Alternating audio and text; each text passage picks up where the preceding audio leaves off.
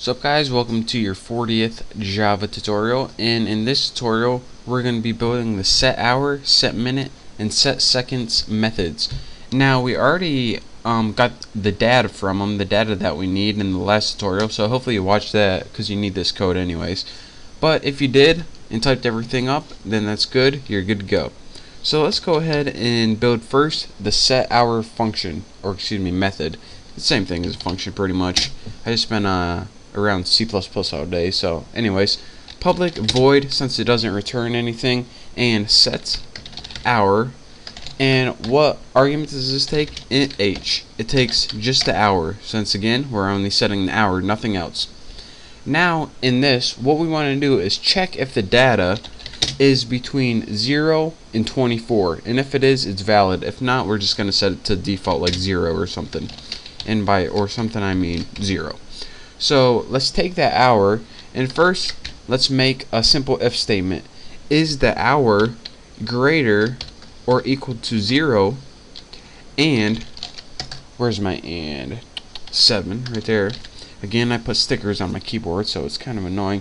And is the hour less than 24? You're going to say, alright, if that is true, then you can go ahead and use the hour.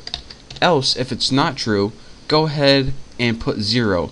So again, this is a conditional expression, or it's pretty much just the same as an if statement. What this is going to do is check if the hour is between 0 and pretty much make sure the hour is greater than 0 and less than 24, and if it is, use it. If not, use 0. So now do the same thing for minute and second, except when we use this, we want to change hour, minute, and second, and we also want to change this minute and second, and we also want to change this minute, and don't use a capital, and second, and also want to change this minute, second, and instead of having, let me check this data real quick, minute, instead of having 24, you want to change these to 60.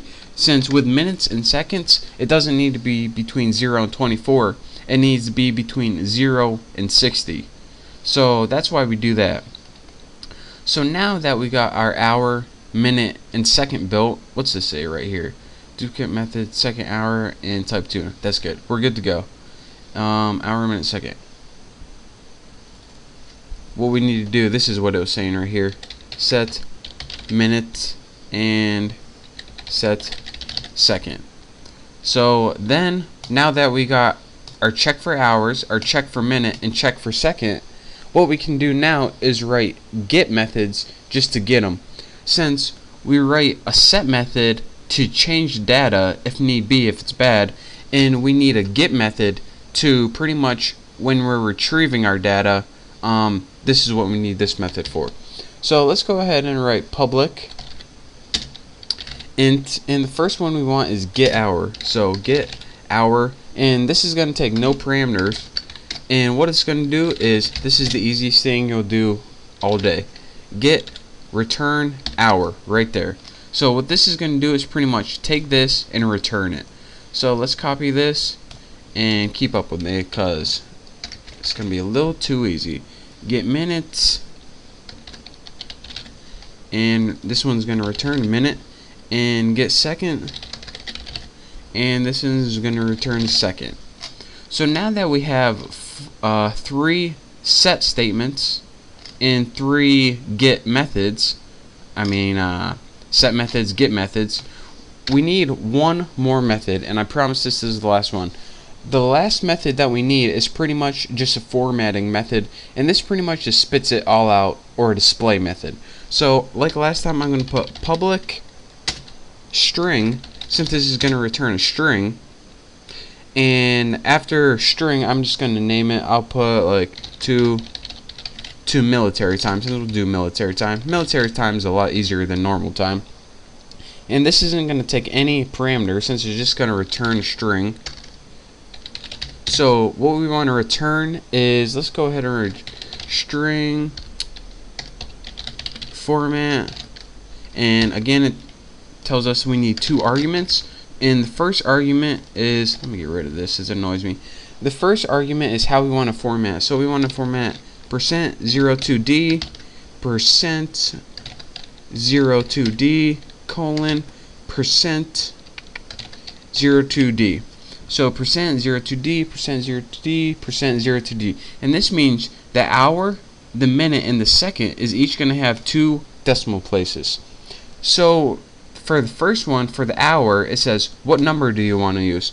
Well, we want to use whatever number was returned in our get hour method right there.